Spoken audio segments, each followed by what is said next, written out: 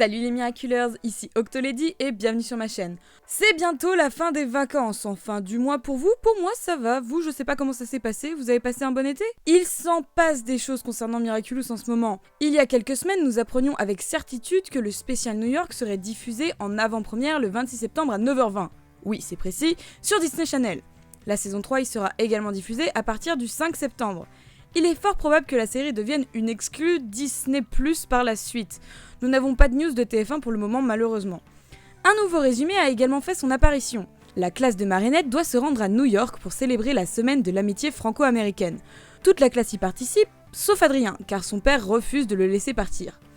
En prévision de son départ, Ladybug demande à Chat Noir de veiller sur Paris, mais ne précise pas les raisons de son absence. Ce dernier prend la mission très au sérieux, mais lorsque Marinette, en tant que déléguée de classe, convainc Gabriel de laisser partir son fils avec ses camarades, Adrien a un problème. En effet, le collégien étant également Chat Noir en secret, il ne peut pas veiller en même temps sur Paris et être avec sa classe à New York. Comment va-t-il faire? Si les deux héros s'absentent, qui va veiller sur Paris?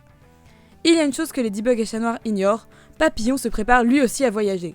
La semaine de l'amitié franco-américaine l'intéresse au plus haut point, et il se pourrait bien que les super-héros américains aient besoin d'un peu d'aide.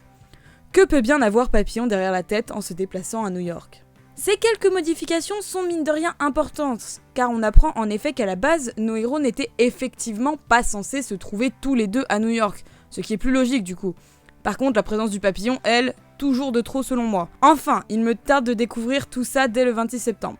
Mais si nous sommes là aujourd'hui, c'est pour théoriser sur un autre épisode spécial, Miraculous Shanghai Lady Dragon. En effet, Jérémy Zag a repris ses habitudes sur les réseaux sociaux. Il nous a récemment offert de nouveaux croquis représentant les Renling, les cousins des Kwami dont je vous avais parlé dans une précédente vidéo news. Ces Kwami orientaux donc sont au nombre de 8. Un dragon placé au centre, qu'on peut aisément imaginer être le Renling de Lady Dragon. Sur l'avant, on peut voir un tigre et un ours, à droite un cheval et une menthe religieuse, un serpent et ce que je pense être une grue à gauche. Et le Kwami du haut, qui je pense être un singe, je vous expliquerai pourquoi après. On retrouve donc des Renlings semblables aux Kwami déjà existants, le dragon, le tigre, le cheval, le serpent ou encore le singe. On pourrait trouver ça étrange, mais les Renlings sont des cousins des Kwami, il n'est donc pas étonnant d'y retrouver des animaux semblables. Si les Kwami sont censés représenter des concepts comme la création, la destruction, l'illusion, on peut s'interroger sur ce que représentent les Renlings. Premier constat, quand j'ai vu les Renlings, j'ai directement pensé à ça.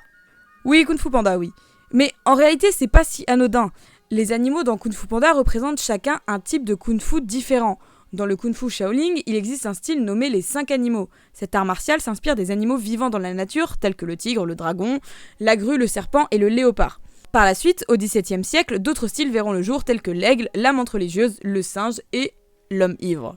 Si on compare cet art martial avec les Renlings que nous avons, nous trouvons une concordance quasi parfaite. En cherchant bien, on trouve aussi un art martial de l'ours, ne manque plus qu'à l'appel le cheval, mais qui pourrait trouver son origine directe dans le Yosekai Bajutsu, l'art justement de se battre à cheval.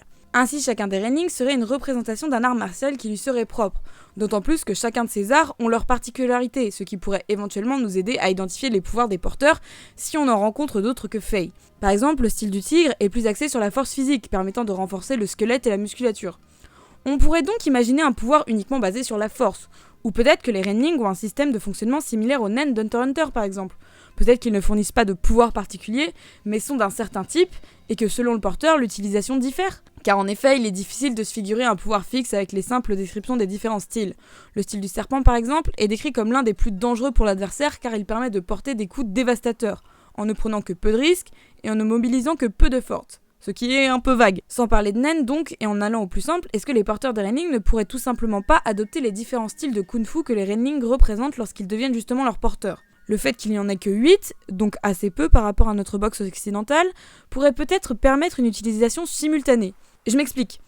À l'instar de Marinette lors de l'épisode Chasseuse de Kwami, oui, je sais, je n'ai pas traité cet épisode, bref, peut-être que les Renlings sont faits pour fonctionner ensemble. Peut-être que leur but est d'être portés tous ensemble et de pouvoir switcher entre leurs pouvoirs et donc entre leurs différentes techniques. Cela pourrait aussi expliquer Lady Dragon et la couleur des Renlings. En effet, le style du dragon est décrit comme un style de combat très complet, donc peut-être le plus stable et le plus à même de contrôler toutes les formes à la fois.